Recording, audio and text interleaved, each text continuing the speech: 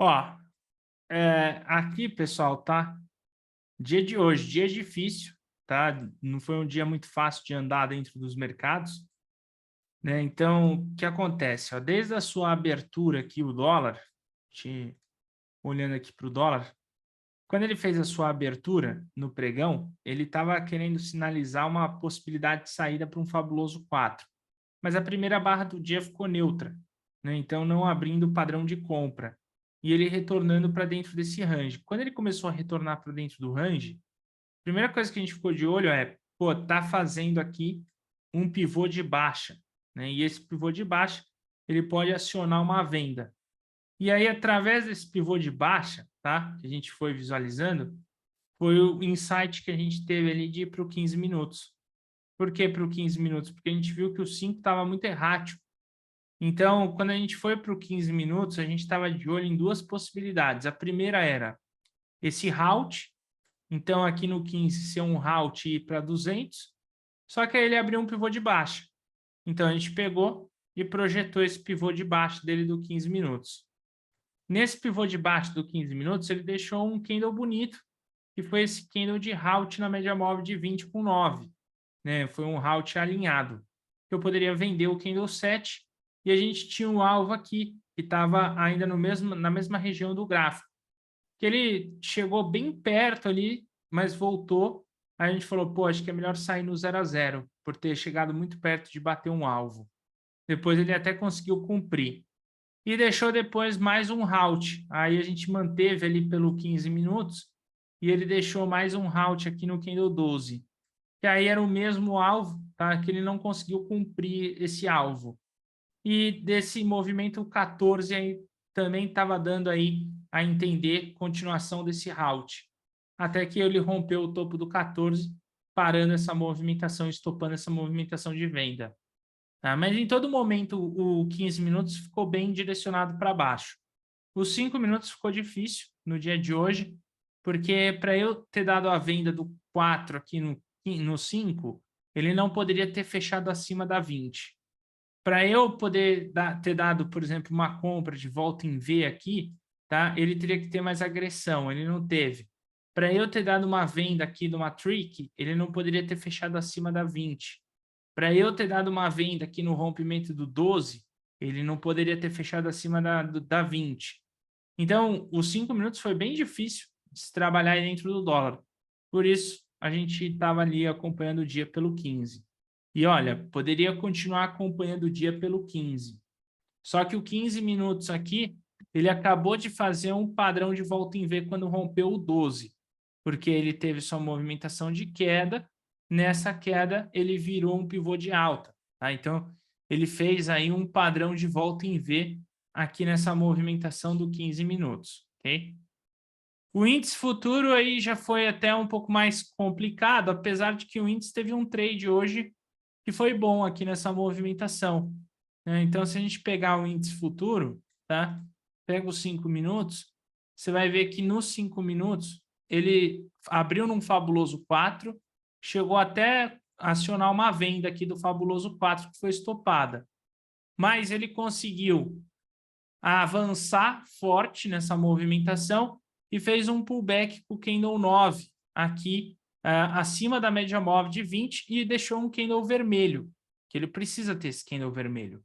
Isso aqui formou um pivô de alta, tá? Então, esse pivô de alta do índice foi um pivô clássico. E desse pivô clássico eu poderia estar projetando um alvo ali para cima e trabalhado nesse movimento. Depois, a gente viu aqui um pivô de baixa do índice, que foi um padrão que a gente colocou em contraste desse movimento como volta em V. Não porque aqui teve agressão de subida, porque não teve muita agressão, mas eu tive muita agressão de descida, ele frustrando toda a movimentação anterior. Então, a gente viu um padrão aqui de volta em V e a gente colocou um padrão de venda. Ele faltou 20 pontos para pegar o alvo, acabou voltando. Aí, ou eu poderia proteger no 0 a 0, porque chegou perto do alvo, ou se não, mantendo o stop, ele estaria estopado, mesmo cutucada, tá? E agora ele está dentro desse range. E dentro desse range está difícil ele sair dessa consolidação. Essa consolidação está aberta aqui, tá? E a gente está acompanhando, vendo as possibilidades.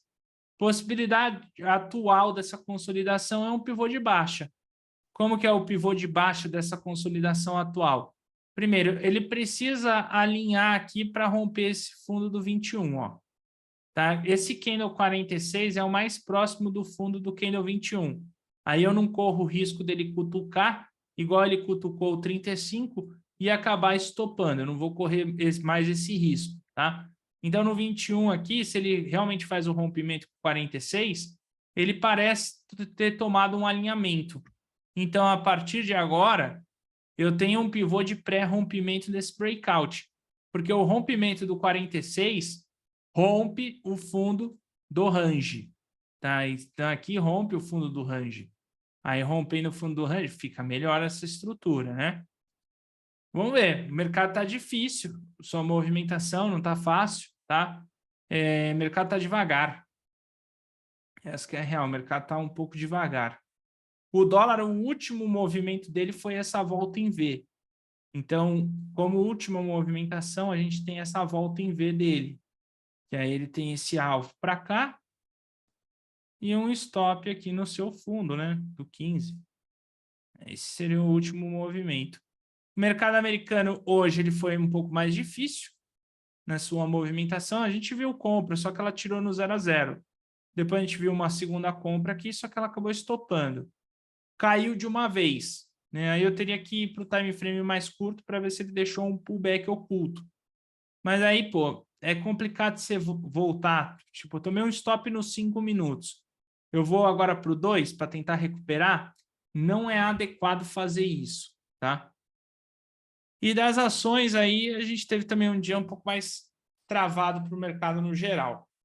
Amanhã a gente tem vencimento de dólar, né? Hoje já começa a ter uma migração do dólar para o próximo contrato. Amanhã também é oficial, tá? Mas, ó, mesmo amanhã com vencimento, ainda dá para ver alguns movimentos de tendência no índice, porque às vezes as pessoas têm que liquidar o contrato anterior e entrar para o contrato atual. E essa migração, às vezes, faz com que tenha, por exemplo, uma direção rápida, entende? De movimento. Você pode acompanhar o mercado. De repente, não vou operar, mas acompanha o mercado. Não deixa de acompanhar, ok? O mercado essa semana aí tem tudo para dar uma definição melhor a partir de quinta. Por que a partir de quinta-feira? Porque a gente tem aí a reunião do Banco Central brasileiro na quarta, a gente tem na quarta-feira a reunião do Banco Central americano, o Fed, e a gente tem a reunião do Banco Central europeu na quinta de manhã e a reunião do Banco Inglês também na quinta de manhã. Então, basicamente, as principais potências do mundo, né, que é Estados Unidos, Europa, Inglaterra ali, tá, estão definindo juros essa semana. Então, o mercado ele está mais cauteloso, ok? E a gente tem também o nosso Brasilzão também fazendo esse mesmo contexto, né? Que é também aí fazendo decisão de juros. Apesar de que no Brasil a gente conhece um pouco mais a taxa de juros, tá? Porque a gente sabe que não vai ter alteração de juros aqui no Brasil, a gente só que a gente quer saber, o investidor aqui no Brasil também quer saber quando que o Banco Central começa a descer os juros. Isso impacta menos, o que impacta mais é lá fora. Tá? Lá fora, se o mercado surpreender positivamente e o Fed surpreender positivamente, a gente pode experimentar um dólar abaixo de 5. Porque se os juros americanos ele sinalizar um aumento de 0,25 e deixar em aberto até uma possibilidade de não subir os juros na próxima reunião deles, vai ter uma enfraquecida muito grande global do dólar, né? Porque por que o dólar se valoriza? No caso, por exemplo, se você tem um título de tesouro americano de 10 anos, tá? E esse título, que há um tempo atrás pagava nem 1% ao ano, agora te paga 4,75, você é um milionário investidor, né, no país desenvolvido, você pensa assim, vou deixar meu dinheiro estacionado aqui no Tesouro, né, tá seguro, e ele está rendendo uma taxa interessante. Então, começa a ter aquela migração de pessoas indo lá para o Tesouro Americano, né? Pô, vou lá comprar o Tesouro Americano. O Tesouro Americano, em teoria, é o título mais seguro do mundo, está pagando bem. Se ele para de pagar bem, né? Então, se ele já tem perspectiva de pagar menos, tá? Pô, então agora deixa eu procurar locais onde está pagando mais. Pô, tem o Brasil lá que está pagando bem. Então, o dólar pode experimentar um abaixo de 5 aí, dependendo do que sair na reunião do Fed, tá? E também até dependendo do que sair na reunião do Banco Central Brasileiro, né? O Banco Central Brasileiro mantendo os juros ainda elevado, ainda atrai capital externo. Então é isso, esse é o driver aí da semana que está deixando o nosso mercado chato.